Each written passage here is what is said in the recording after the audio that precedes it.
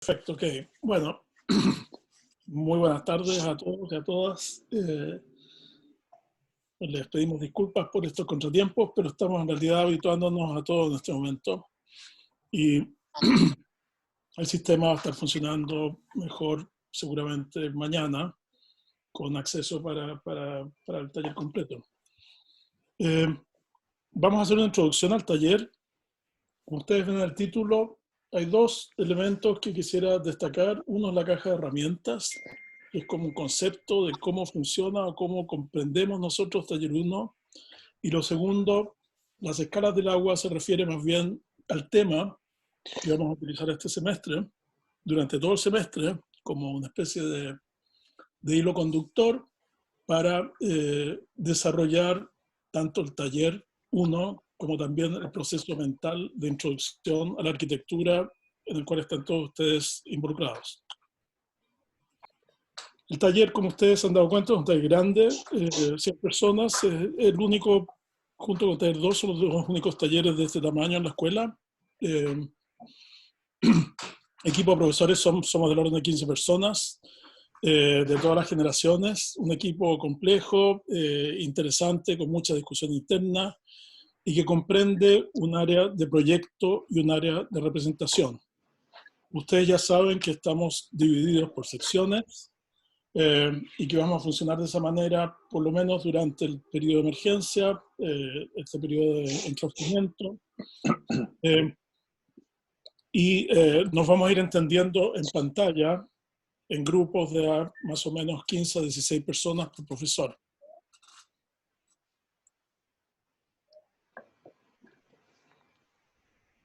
Es un taller, esto habría que tenerlo muy claro, en donde proyecto y representación funcionan conjuntamente como una sola unidad súper complementaria, permanentemente, digamos, discutida internamente del equipo de taller. Las tareas vienen todas con incentivos de representación y las unidades se van alternando según los horarios que vemos acá, es decir, las sesiones de taller en las tardes, las sesiones de representación el martes en la mañana. Representación realiza ejercicios durante la sesión normalmente. En taller funcionamos normalmente en un ritmo semanal, de tareas semanales, pero vamos a iniciar el taller con un ritmo un poco más dilatado, de una tarea un poco más larga. En condiciones habituales, el taller lo entendemos como un espacio de colaboración en donde se pueden plantear trabajos colectivos, trabajos en pareja y trabajos individuales. Esta metodología la tenemos por el momento en barbecho, mientras funcionamos en pantalla. Obviamente vamos a privilegiar el trabajo individual. Y luego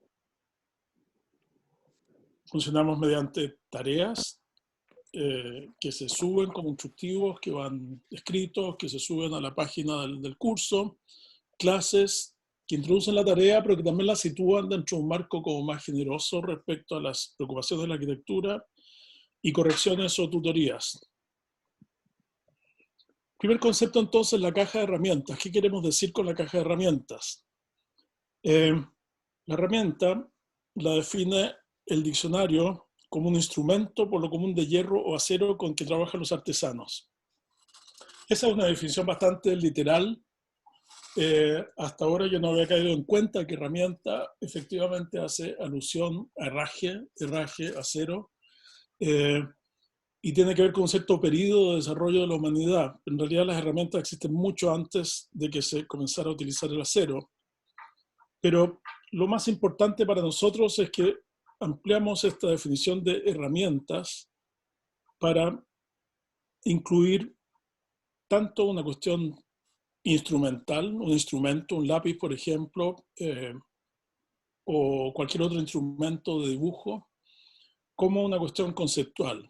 O sea, la caja de herramientas plantea que en la medida en que las herramientas se van utilizando, vamos abriendo un cierto mundo y comenzamos a mirar el mundo como arquitectos desde una cierta perspectiva orientada particularmente a la creación de formas para la vida.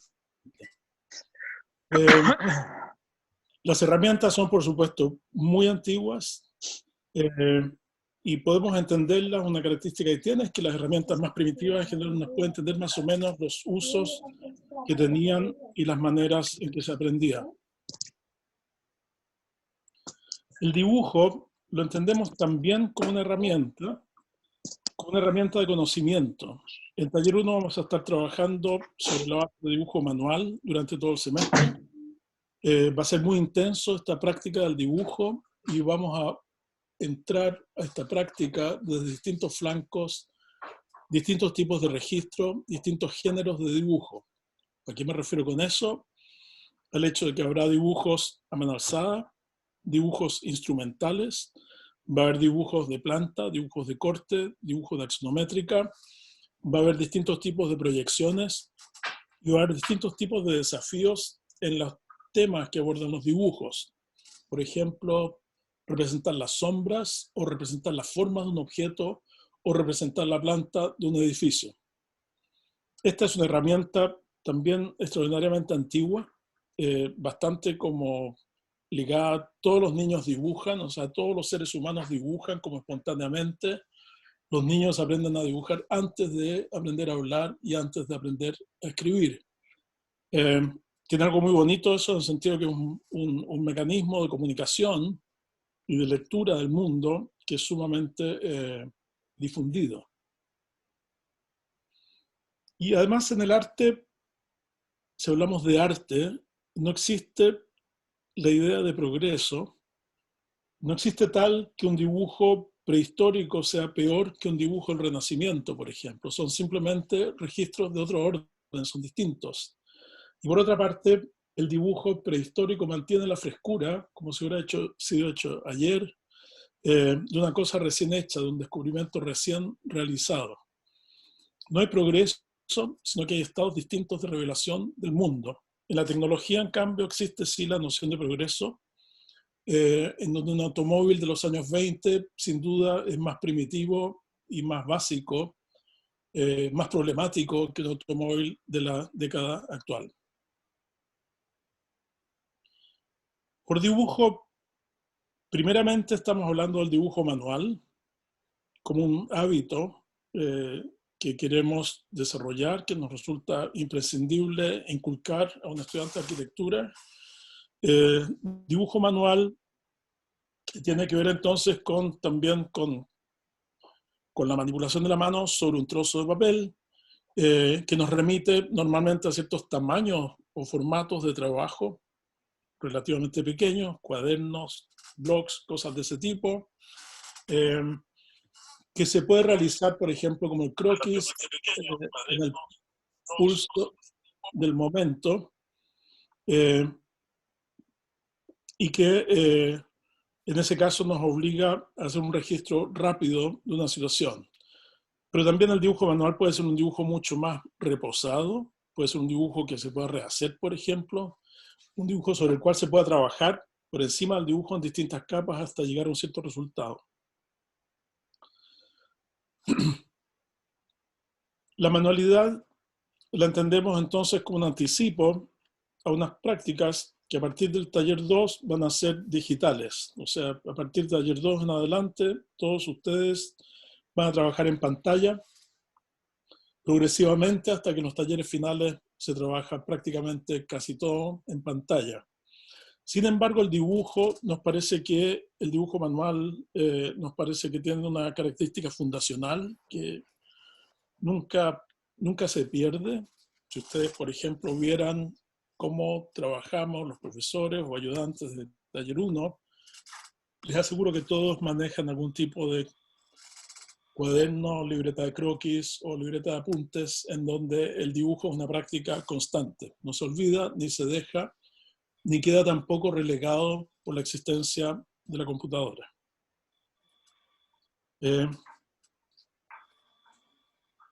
Hay además en el dibujo una distinción de orden epistemológico, es decir, vinculada como al problema del conocimiento, en donde el dibujo manual exige unos protocolos de dibujo que son distintos que los del dibujo computacional. A eso me refiero un poco más adelante. Las herramientas en sí son objetos bellos, son objetos como sofisticados, eh, y son objetos que se van desarrollando cada vez más en eh, líneas de especialidad. Por ejemplo, estas son herramientas de un taller de carpintería en Japón, en donde el carpintero juega con 7, 8, 10, 12 herramientas. En circunstancias que el carpintero chileno posiblemente contaría con 4. ¿Qué quiere decir eso?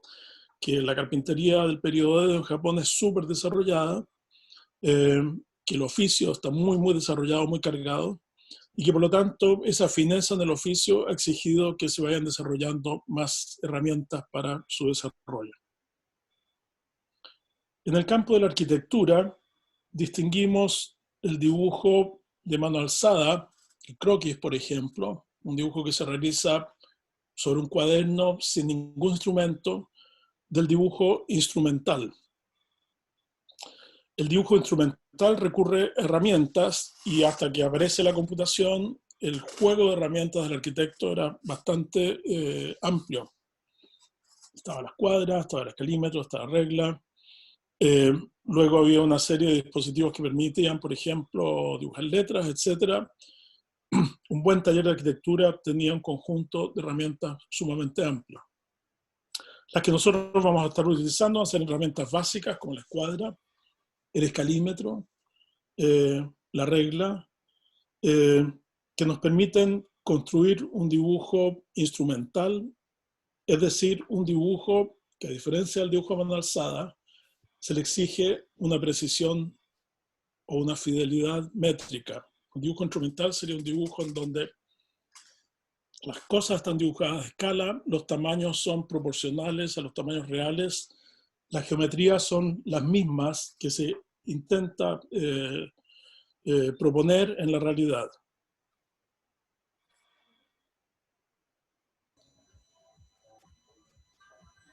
Si ustedes se fijan, vamos creciendo como del instrumento hacia la mesa, de la mesa al recinto, del recinto a la casa, de la casa a la ciudad. Esa es un poco la idea guía también de este taller, que por las condiciones extraordinarias del momento, es un taller que comienza desde el interior, siempre, desde el interior de la casa propia, pero eso no nos va a impedir, digamos, crear una serie de esferas de investigación y de trabajo que nos van a ir sacando del interior de la casa hacia el exterior. El artista Saul Steinberg, cuyas imágenes hemos visto anteriormente, fue una persona muy, creo que estudió arquitectura originalmente. En todo caso, es un personaje que circuló mucho entre algunos de los mejores arquitectos del periodo. Estamos hablando de la década de los 50 o así. Yo lo veo siempre como una persona muy sabia, Steinberg. Es muy interesante, si lo quieren explorar en internet, van a encontrar su trabajo. Tiene una cosa como muy, muy bonita para el momento actual, que me pareció como interesante esta imagen, en tanto Steinberg saca provecho de la escasez y es capaz de construir realidades, como vemos en pantalla, muy interesantes y muy distintas, digamos, a partir de elementos absolutamente banales y cosas que se tienen a mano. Hay como un ingenio en saber utilizar las restricciones a favor. Y esa me parece que es un aprendizaje interesante para el momento actual. Taller de arquitectura, como el de Renzo Piano, este arquitecto italiano, vemos sobre la pared tanto una cantidad de instrumentos, pero también vemos prototipos y vemos maquetas.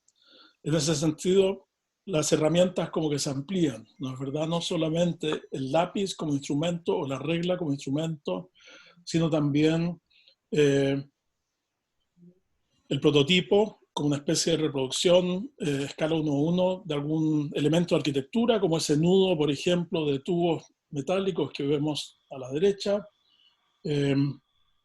y la maqueta como una reducción a escala de una situación determinada de proyecto.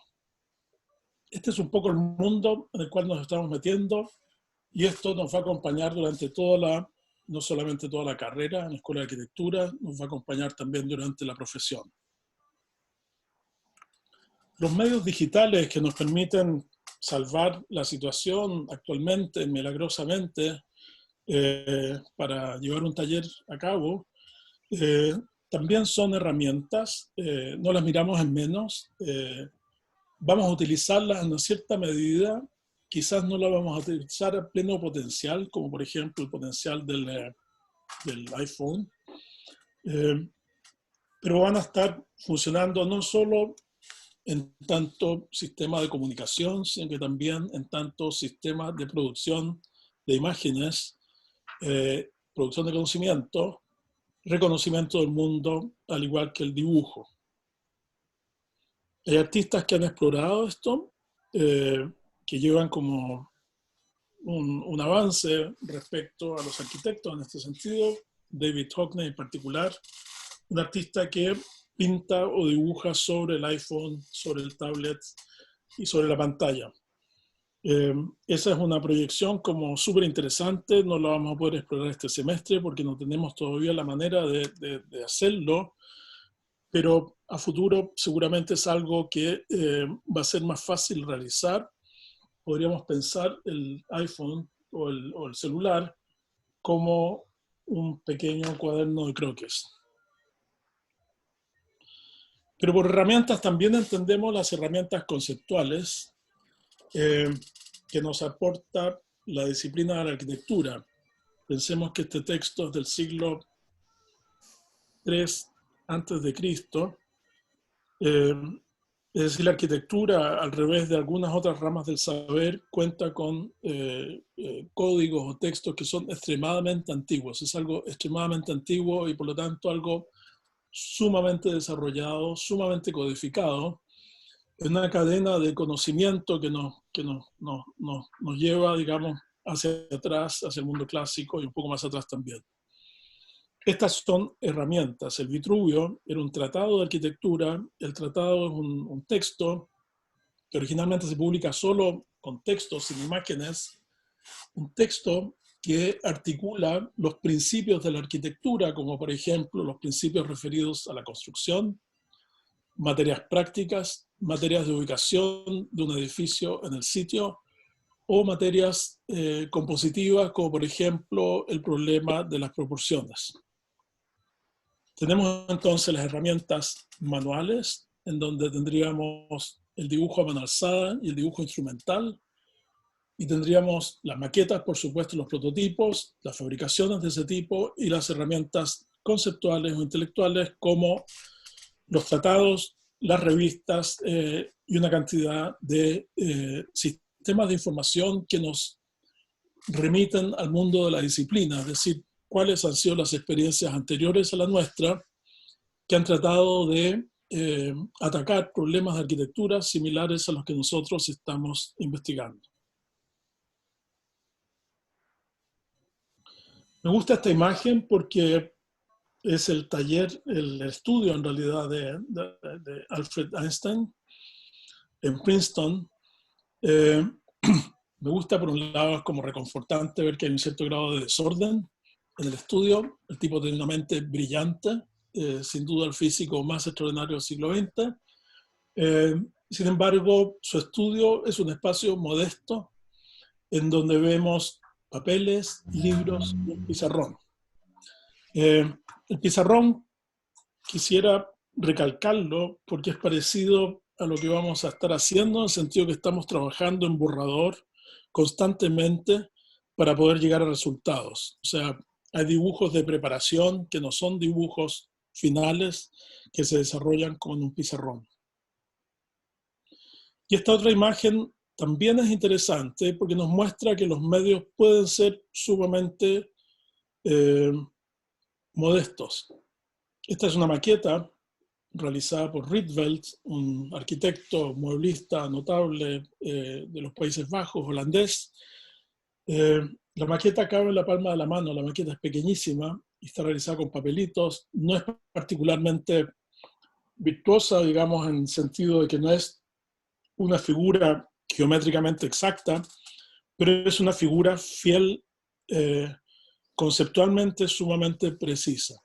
Por lo tanto, también es bueno tenerlo presente que las herramientas de la arquitectura pueden ser muy modestas, que no se necesita gastar mucha plata o trabajar en tamaños muy espectaculares, o incluso a veces no se necesita trabajar con un manejo exquisito del material, sino que a veces importa más la precisión mental de lo que se está haciendo que la precisión en su factura.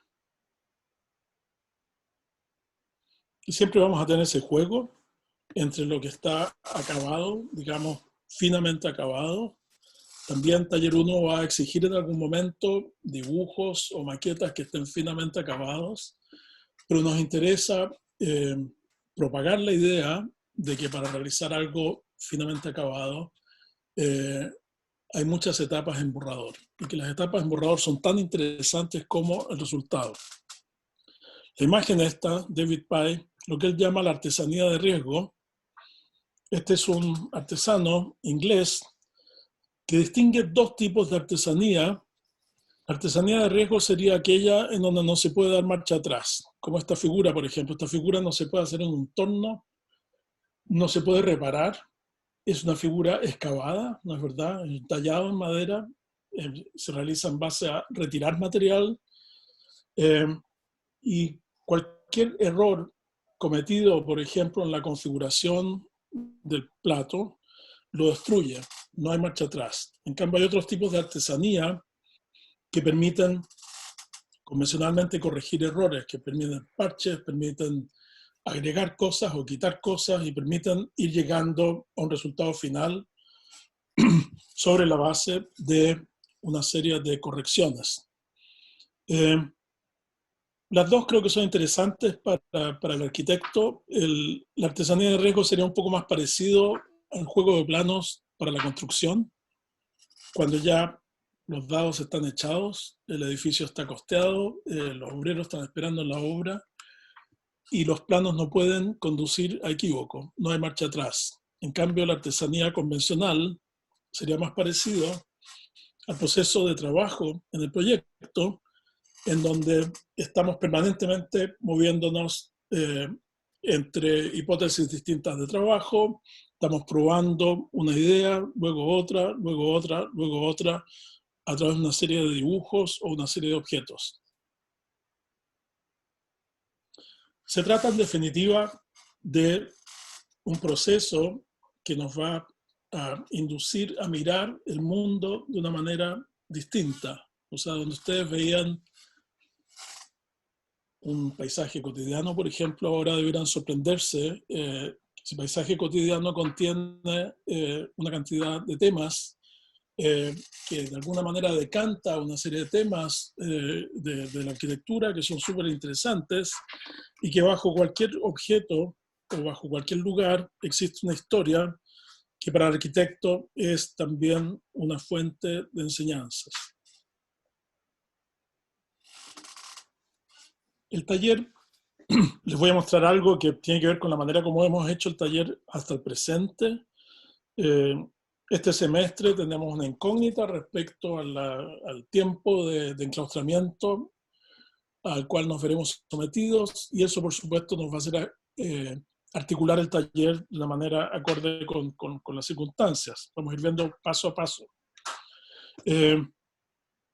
Normalmente este taller, que lleva ya 10 sesiones de desarrollo más o menos, se plantea como un espacio en donde se plantean estos tres verbos: trazar, levantar y fabricar. ¿Qué queremos decir con esto? El trazado es una operación de traslado sin pérdida de escala de una figura gráfica al suelo real. O sea, la planta de un edificio que está dibujada sobre un papel que los estudiantes tienen que redibujar para luego llevarla a un espacio, que en este caso era el Club Hípico de Santiago, y para reproducirla en su escala y su tamaño real, del papel al suelo, de la escala reducida a la escala real. Eso es el trazado. Normalmente el trazado es la primera figura de la obra de arquitectura.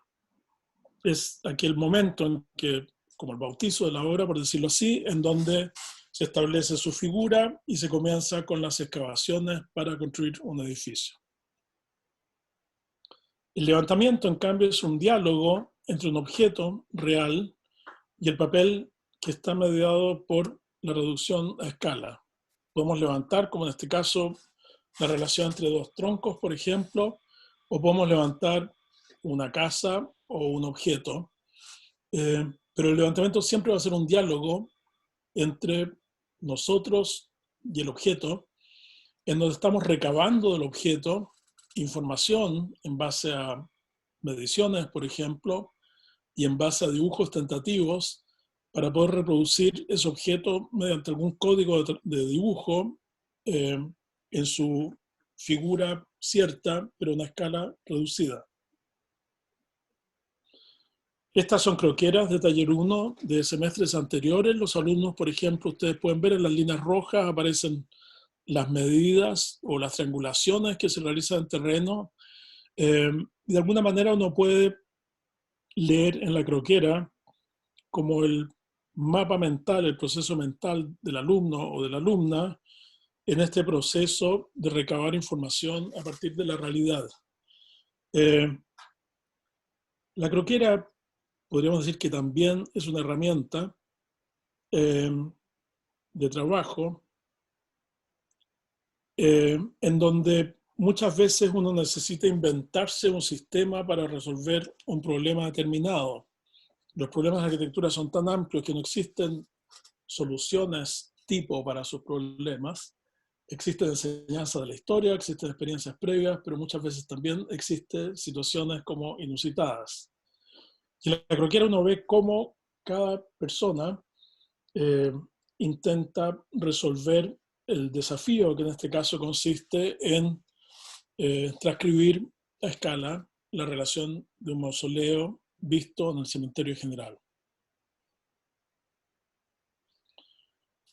Resultado de esto, entonces, en un taller masivo como el nuestro, es que existe un mar de croqueras, ¿no es verdad? Y de las cosas más estimulantes del taller creo que es ver la totalidad del trabajo, esta especie de exploración, la acumulación de exploraciones de parte de los alumnos como un conjunto.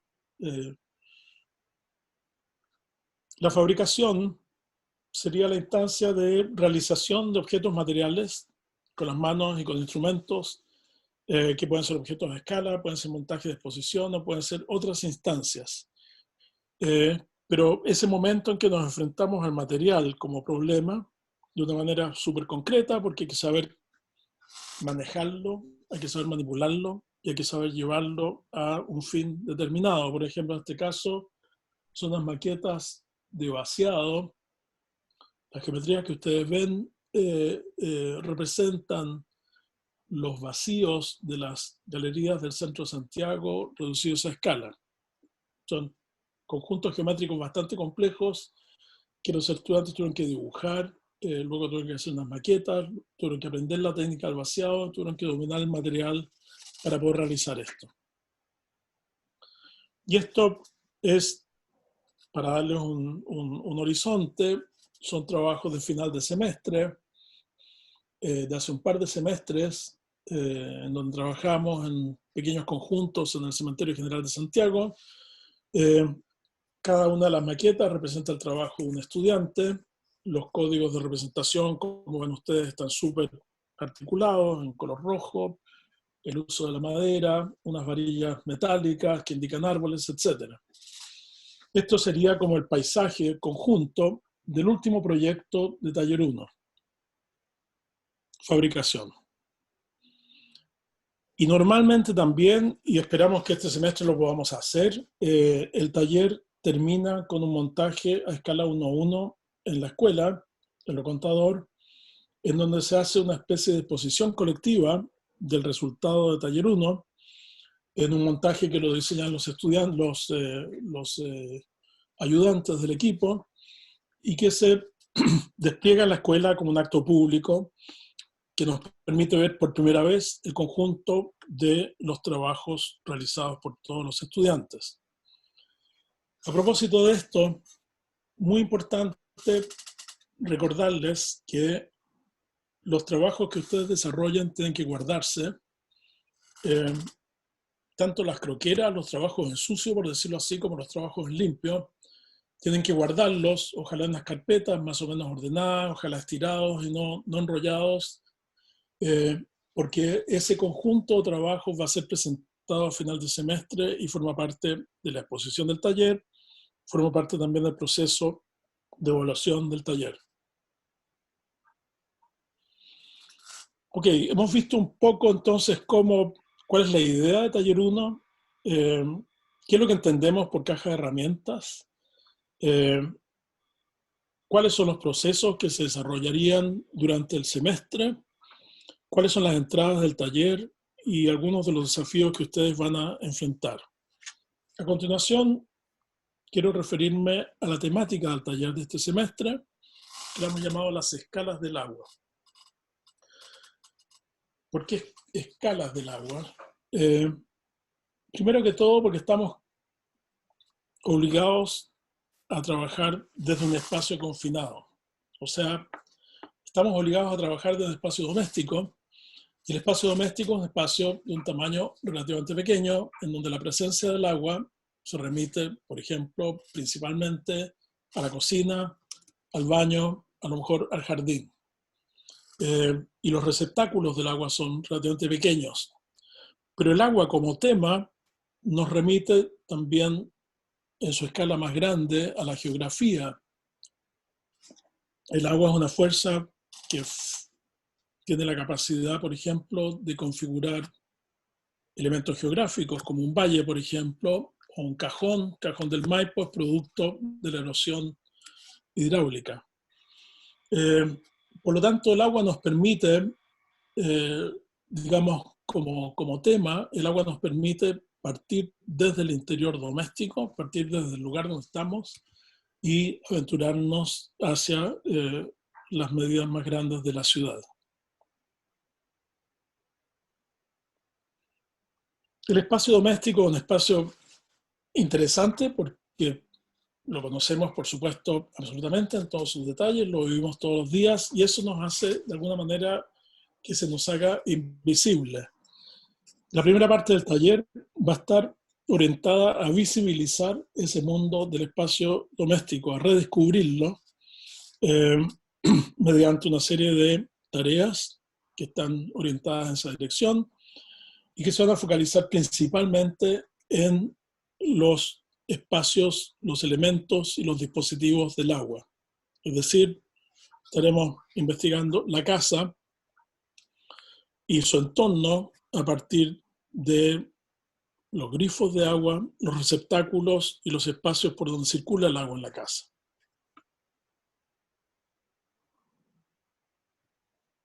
Vamos a comenzar el semestre. Mañana vamos a dar una clase respecto a la tarea número 1, pero podemos adelantar que la tarea número 1 está vinculada a esta imagen de Morandi.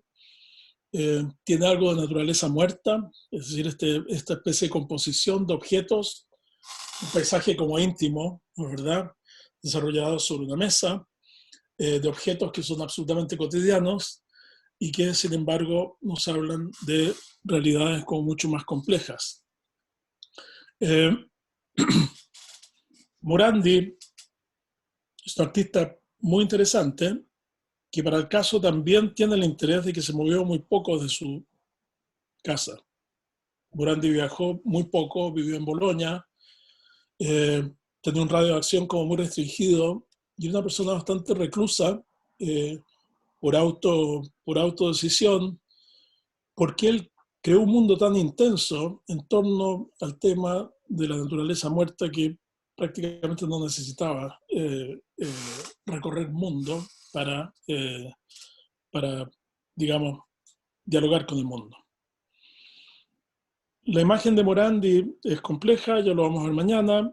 Es una imagen de objetos que son receptáculos de agua. Ese sería como el punto que los asocia a nuestra tarea de taller, es la condición de estos objetos como receptáculos Eh, Son objetos que se han desarrollado a lo largo del tiempo, como que uno podría decir estos objetos contienen una cierta sabiduría porque son muy antiguos también. Eh, y por mucho tiempo se ha ido probando y errando hasta llegar a estas conclusiones, digamos, de cómo contener agua y cómo manipular agua en el ambiente doméstico. Morandi los trabaja como en esta relación de masa, de lleno y de vacío, pero hay otros artistas, en este caso Jeanneret, quien se llamó después Le Corbusier, que también prestan atención a estos objetos, pero los miran más bien desde la óptica de sus relaciones geométricas, como objetos que, digamos, que contienen reglas geométricas muy precisas, ¿no? El cilindro, el cono, eh, figuras en general de ese tipo.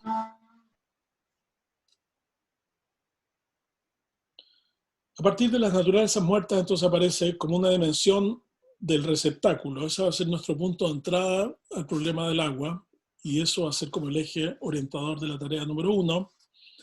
Eh, Tiene interés desde muchos puntos de vista, pero también como una manera de recordar que hasta no hace tanto tiempo el agua circulaba por las casas de esta manera, mediante palanganas o recipientes o jarras. No existía el agua corriente, no existía una cañería que llevara agua al domicilio, sino más bien era necesario ir a buscar el agua a una fuente o algún lugar, muchas veces fuera de la casa, como está ocurriendo ahora en las zonas de sequía extrema en Chile, eh, llevar el agua en bidones a la casa y luego repartirla mediante estas fuentes o estos receptáculos. Y esto, hasta entrado el siglo XX, era el sistema. Lo Contador, por ejemplo, en la casa de la escuela no tenía baños. Por mucho tiempo, y los debe haber tenido en algún momento a partir del siglo XX, cuando se traslada a la escuela Lo Contador, la historia de los primeros alumnos de Lo Contador es que había una letrina sobre la acequia que cruza el patio principal de la escuela. Ese era como el baño de los estudiantes de la Escuela de Arquitectura en 1950. O sea, no estamos tan lejos de esta situación.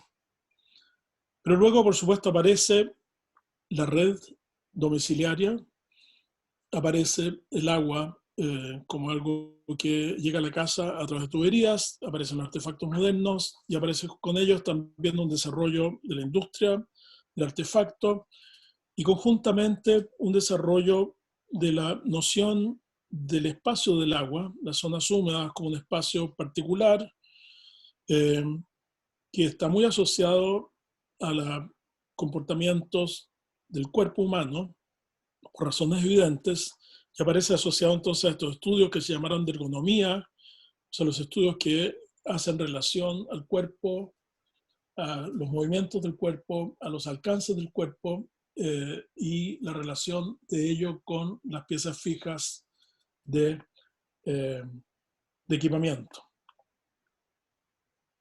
Las palanganas no estaban asociadas, no estaban fijas sobre las mesas, se trasladaban. Desde el momento que aparece el agua corriente, en cambio, estos elementos se anclan en la casa y comienzan a formar parte de la arquitectura. Son elementos fijos que están, por supuesto, enchufados a un sistema de distribución y un sistema de desagües. Los sistemas de distribución de desagües son muy antiguos, pero existían en redes confinadas a conjuntos pequeños. Por ejemplo, un monasterio podría tener una red de agua, pero no existía una red de agua para la ciudad de Canterbury. Solo existía para un conjunto muy privilegiado que podía tener una red de suministro y quizás también una red de desagües.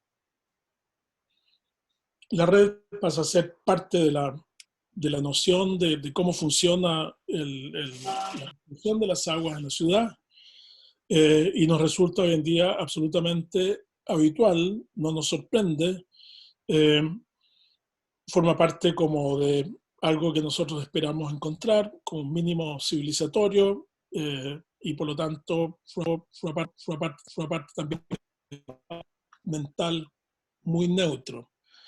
Nosotros queremos, cuando decimos queremos mirar de nuevo lo cotidiano, mirar de nuevo la realidad, lo que queremos decir es que nos interesa redescubrir estos sistemas. Entender nuevamente, porque en la medida en que entendamos esto, también lo podremos manipular y podremos hacer de eso un proyecto, es decir, el diseño de una situación anteriormente inexistente. Esta es una artista que muestra una casa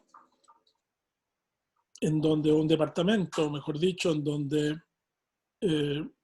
digamos, se retiran todos los muros y los pisos para dejar solamente a la vista los sistemas de redes que alimentan esa situación. Entonces quedan a la vista las redes de suministro eléctrico, las del gas y las del agua. Como si en un cuerpo humano, por ejemplo, pudiéramos mirar el sistema circulatorio de la sangre. Y esto nos hace ver que en realidad el compromiso del artefacto con un sistema mecánico, etcétera, es interesante, es una cosa bastante compleja. No vamos a entrar nosotros en las complejidades técnicas de este problema, pero vamos a entrar hasta cierto punto en las lógicas como esenciales del sistema. Es decir, a partir de las cosas que vemos, vamos a tratar también de inducir algunas de las cosas que no vemos, pero que forman parte de este sistema sanguíneo que hace que una casa funcione o que una ciudad funcione. Por otra parte, como decíamos, estamos hablando de las escalas del agua. Existen, por supuesto, las escalas mayores del agua, referidas a las cuencas y a los grandes espacios geográficos en donde los escurrimientos de las aguas han ido produciendo trazas y accidentes que caracterizan el paisaje. Y la ciudad de Santiago es muy interesante en este sentido porque en Santiago, hacia el 1700, la cuadrícula de las calles contenía también una cuadrícula de los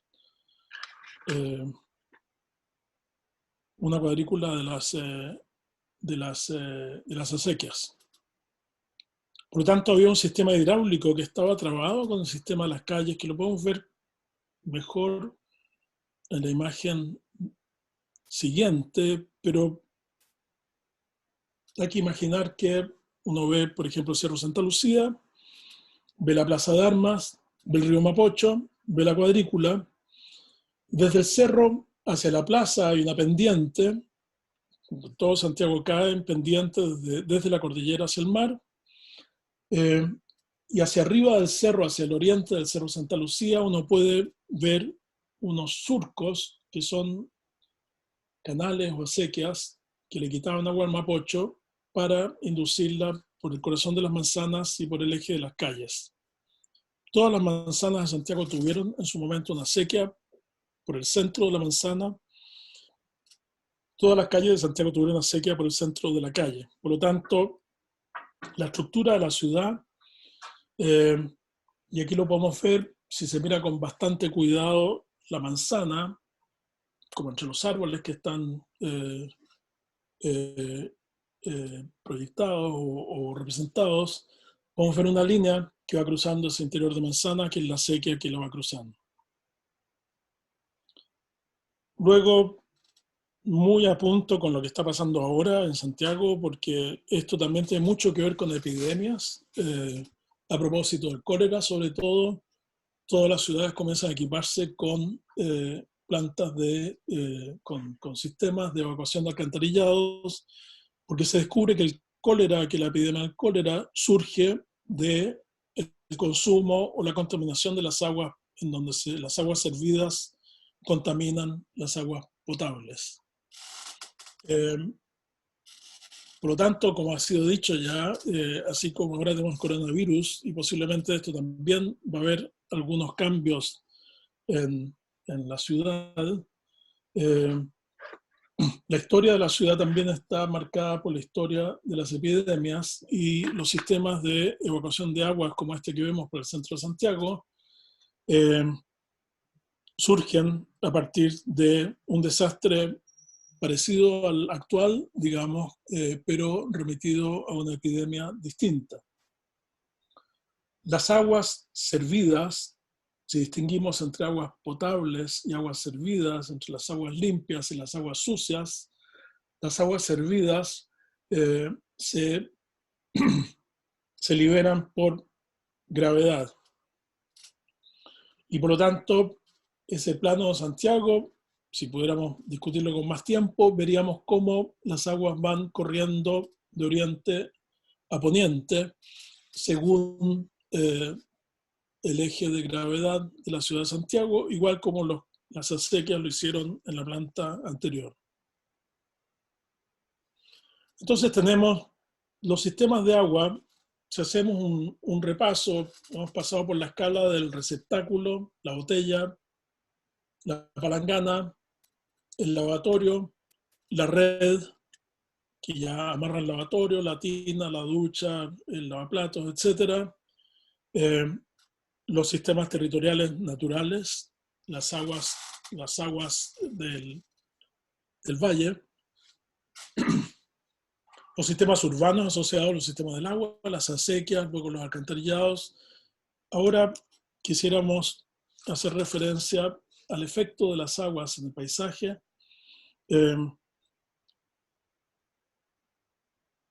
como líneas de humedad, y en ese sentido como líneas que muy claramente se ven sobre todo en un paisaje como el de Santiago, una zona semiárida, líneas que digamos que se delatan por el crecimiento de líneas de vegetación, por ejemplo, alineamientos de árboles o agrupaciones de árboles que nos dicen, sin duda, que en esos puntos existe un flujo o un depósito de agua.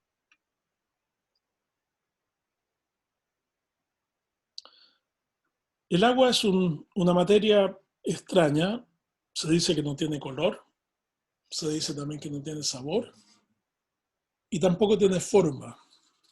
A diferencia de otras materias, la piedra, por ejemplo, el agua no tiene forma. Y es cierto que no tiene forma propia, es un líquido que asume la forma de su recipiente. Y eso para la arquitectura es un punto como súper interesante. Un charco, por ejemplo, se aposa en donde encuentra una leve oquedad en el suelo. Y el charco de alguna manera hace visible una forma en el suelo que de otra manera quizás no lo hubiéramos considerado. Pensemos que puede ser un charco sumamente poco profundo, se aposa y su configuración nos dice que el suelo, que la línea de cota en el suelo en ese punto es un poco más baja que en 2 centímetros más arriba.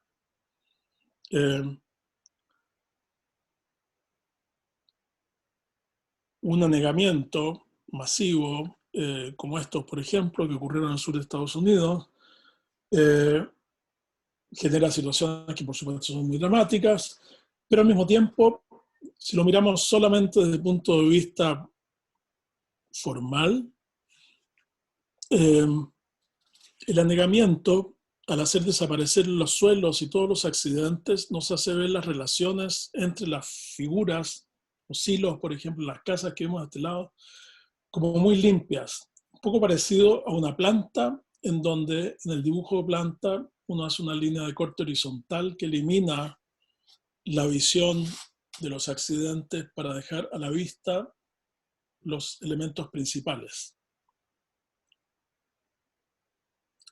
Un lago sería también una configuración natural, que es una especie de ecuación entre la figura del territorio y el caudal de agua, en donde el caudal de agua dibuja porque el agua se deposita como un plano horizontal, ¿no es verdad? Dibuja una cota que hace presente las relaciones en ese paisaje de una manera distinta que si el agua no estuviera allí. O sea, sabemos a ciencia cierta que la orilla de primer plano está al mismo nivel que la orilla del fondo, por ejemplo. Y eso en un paisaje, si no existiera un lago, es muy difícil decirlo a ojo vista. Por lo tanto, por supuesto, en todas estas como situaciones naturales, de orden natural, existe una ecuación que a veces es muy fugaz entre la poza, por ejemplo, justo después de la lluvia, la temperatura que mantiene el agua sin evaporarse y la configuración de la poza, o el depósito de nieve, por ejemplo, en este caso, eh, los accidentes que podrían existir en ese depósito de nieve como algo que conjuga cuestiones de temperatura, calidad de suelo, etc. Pero el agua, como no tiene forma, lo que le da la forma al agua es precisamente la figura arquitectónica. Somos nosotros los que formamos ese cuerpo de agua según una intención nuestra, según una cierta voluntad. Por ejemplo, en este caso, generar un objeto simple, contundente, que es distinto a todo lo que existe en alrededor y que funciona como una especie de espejo. O en este caso, situar una pileta bajo el vacío en el techo del patio, y la pileta actúa como una especie de ventana hacia el mundo superior y al mismo tiempo como un receptáculo que guarda las aguas lluvias para ser utilizadas luego en el consumo doméstico. O en este caso, mucho más contemporáneo, en donde, si se fijan bien, hay dos planos de agua en un conjunto con un edificio y una serie de patios. Los patios están a distintos niveles y las figuras del agua se sitúan en dos planos muy distintos. Una como nivel de suelo y la otra en un patio hundido. Y esas figuras actúan como conjunto, pero al mismo tiempo cada una de ellas tiene un cierto carácter. Pero en definitiva, lo que queremos decir es que se le dio una forma, que esa forma puede ser simple, puede estar relacionada a otras condiciones del proyecto o puede desdoblarse en formas más complejas. Pero quien da la forma del agua es el arquitecto. Luego podríamos preguntarnos cuáles son los estados y las propiedades del agua. Y este es un mundo muy fascinante.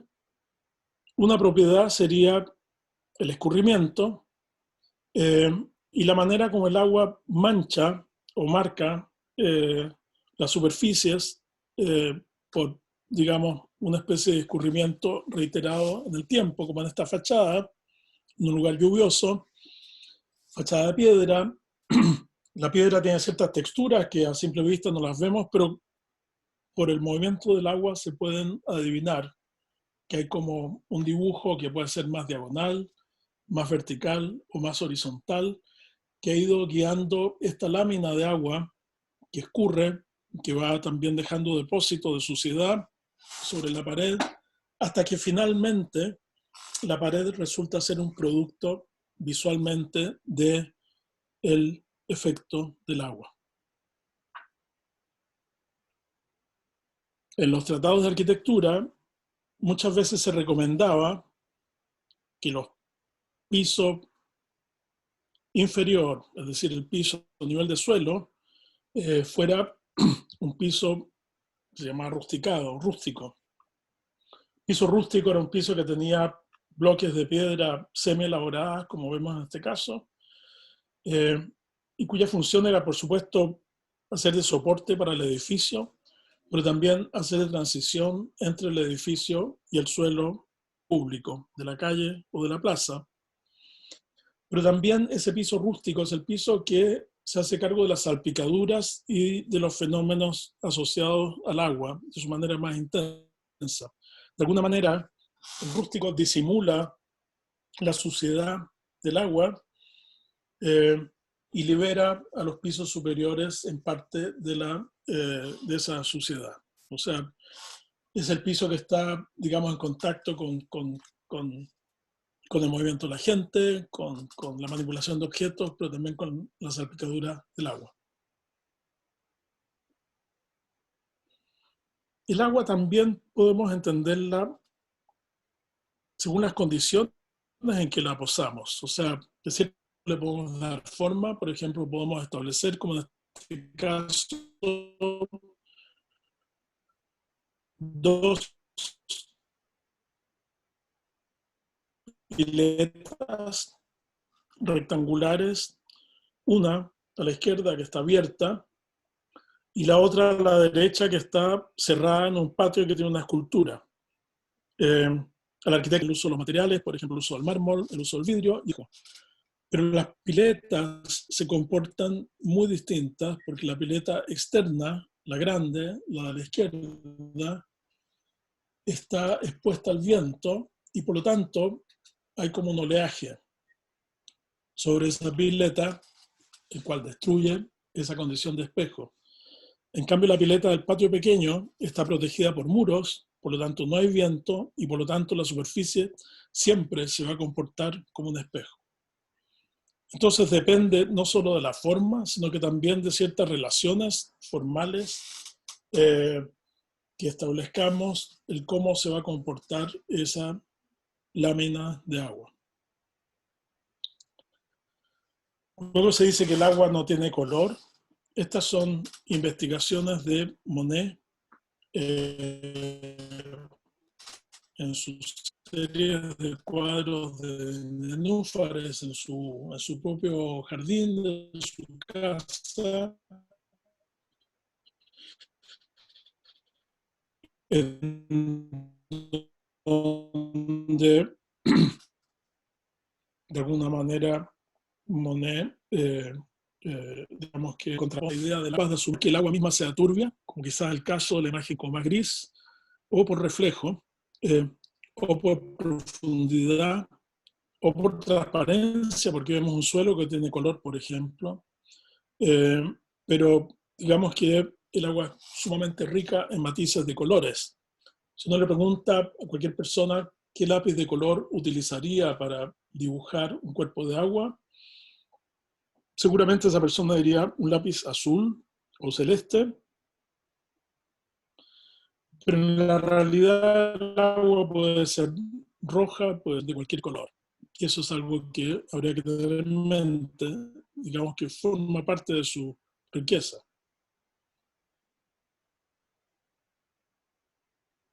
Las aguas de Monet son aguas muy densas. Esto era un pileta en un jardín de campo. Seguramente no es un agua cristalina potable. Posiblemente es un agua turbia. Un agua que tiene mucho elemento orgánico, tiene plantas creciendo en ella, etc.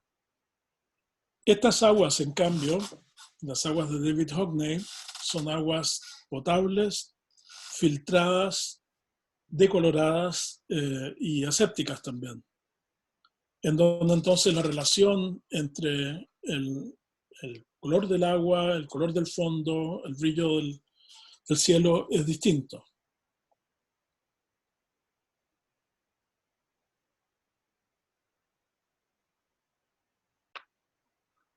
Hemos hecho entonces un recorrido por las escalas del agua. Si se recuerdan, comenzamos por el receptáculo, la botella, pasamos por las escalas de la ciudad, llegamos a las escalas del territorio, luego hemos visto algo respecto a los estados del agua, a la noción del agua como pátina, por ejemplo, y luego la noción del color en el agua. Finalmente, recapitulando, tenemos el charco como un lugar de placer, en este caso, un ambiente de pobreza. Tenemos la piscina. Y como adelanto, el taller va a cerrar luego de una serie de ejercicios que serán del orden de 10, más o menos 10 ejercicios en el semestre. Vamos a cerrar con un proyecto. El proyecto del taller se va a llamar Oasis y ese proyecto tendrá que ver con la creación de un balneario urbano para Santiago, un balneario público urbano, en donde existirán, por supuesto, cuerpos de agua, seguramente más de uno, posiblemente diferenciando espacios de niños, espacios de adultos, espacios de atletismo y espacios de recreo.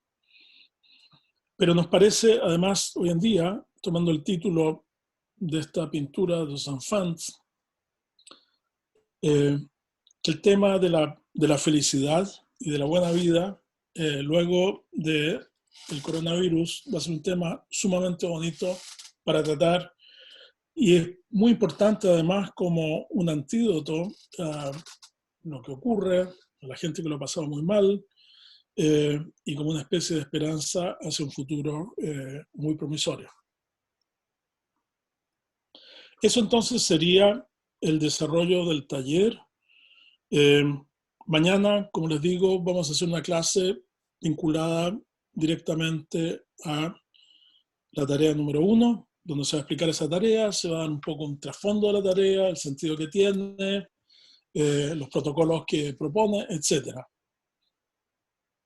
Quisiera cerrar con esta imagen de Steinberg, porque nuevamente dice algo respecto a lo cotidiano, a la transformación de lo cotidiano. Podríamos utilizarla como una metáfora de mirar las cosas propias y cercanas con un ojo que nunca hemos tenido anteriormente y descubrir en eso como un potencial, un cierto mundo muy pleno, un mundo muy rico en situaciones, en posibilidades, etcétera, que anteriormente no habíamos visto.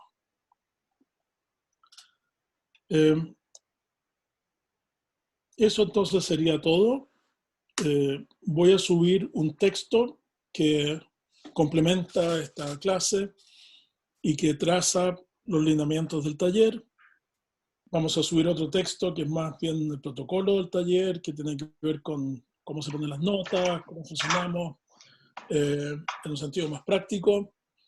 Y vamos a subir también hoy en la noche la tarea 1 para que la puedan leer con anticipación a la clase de mañana a las 3:30. Mañana vamos a estar comenzando puntualmente a la hora. Eso, muchas gracias. Rodrigo, ¿Sí? uno solo como alcance, soy la Maca. Apaga mi cámara. ¿Perdón? Estuve tomando nota de algunas preguntas que surgieron durante la presentación. Ok.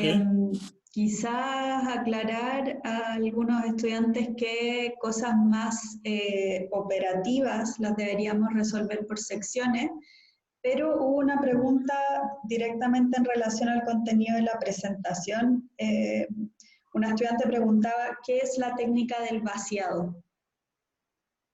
Ok.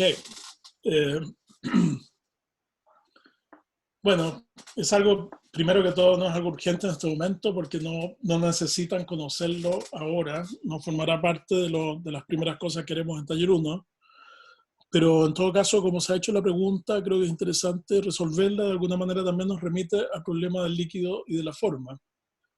La técnica del vaciado es una técnica habitual para muchas figuras escultóricas, por ejemplo, que consiste en construir un molde para conseguir una figura y en utilizar una materia fluida, por ejemplo bronce pero en estado fluido o yeso en estado fluido también, para plasmar esa figura como un sólido. Entonces, lo interesante del vaciado es que el molde es como la contrafigura. Ustedes muchas veces, a ver, el profesor que teníamos en taller 1 explicaba esto como el molde del queque. Creo que esa quizás es la explicación más efectiva. El queque es un vaciado, es decir, el queque es una figura horneada que se ha colocado como masa, todavía líquida, más o menos líquida, sobre un molde y se endurece con la cocción y luego damos vuelta el molde y tenemos el queque para consumir. Eso sería un vaciado. Existe una figura y una contrafigura. Para efectos de taller 1, la tarea de vaciado siempre exige construir la contrafigura y esa es la dificultad que plantea, digamos, porque conceptualmente tenemos que imaginar el negativo para una figura en positivo. No sé si queda claro con eso. Y luego, bueno, hay preguntas en relación al blog y en relación a las herramientas. Lo del blog, mañana va a haber una parte de la clase de representación que van a dedicar a eso para aclarar cualquier duda, pero como comentan ahí, hay un instructivo que es bien claro que les pediríamos que lean antes de hacer preguntas sobre el blog. Y había otra pregunta que era en relación a si se va a usar AutoCAD en el curso. No vamos a utilizar AutoCAD en el curso. Todos los trabajos de dibujo que se realizan en el curso van a ser realizados manualmente. Eso es importante saberlo. Ustedes van a comenzar a utilizar AutoCAD en taller 2, en algún punto en taller 2, y de ahí en adelante. Pero en taller 1 no se utiliza AutoCAD. Bien. Hay algunas otras preguntas. Mañana la clase, según lo que nos comentaron los profesores de representaciones, a las 8:45. Y los materiales con los que van a trabajar se los tendrían que informar ellos. Salvo eso. Sí. Perdón, salvo eso, creo que no hay más preguntas, ya temas más concretos de blog y eso las podemos resolver mañana por sección. Sí, quizás enfatizar entonces que, bueno, entiendo que esta clase se subió, está grabada, ¿no? Sí, se está grabando ahora y se va a quedar almacenada. Se está grabando, de acuerdo. Va a estar esta clase, va a haber un texto general que resume lo dicho en esta clase. Ese texto va a estar disponible, va a estar en la página del curso. Y luego la tarea que viene con el instructivo de representación también va a estar en la página del curso hoy en la noche. Es importante que ustedes lean la tarea antes de la clase de mañana para que tengan una idea de qué es lo que vamos a hablar y también para que vayan quizás apuntando preguntas o dudas que puedan existir en relación con la tarea. Bien. Bien, lo dejamos ahí entonces. Podemos salirnos del sistema. A ver, hay una Muy bien, última entonces, pregunta, a ver, que siguen haciendo más preguntas, pero hay una última en relación a si la materia pasada en esta clase debería quedar escrita en un cuaderno o en la croquera. muy buena pregunta. Se me olvidó decirlo al inicio, pero es súper útil utilizar la croquera como una especie de ayuda a memoria para las clases. No es algo obligatorio, pero forma parte de un hábito que diríamos que es muy recomendable. En general, las cosas que uno apunta y las cosas que uno dibuja, difícilmente las olvida. En cambio, solamente escuchar a veces es un proceso un poco más azaroso. Bien. Muy bien, entonces quedamos en eso. Nos veríamos mañana. Yo no veo a nadie en realidad. Estoy mirando la pantalla con mi presentación solamente. Pero nos veríamos mañana a las 3:30 en punto. Y ustedes mañana tienen representación a las 8:45, entiendo, ¿no? Sí. Ya, bueno, muy bien. Chao, chao.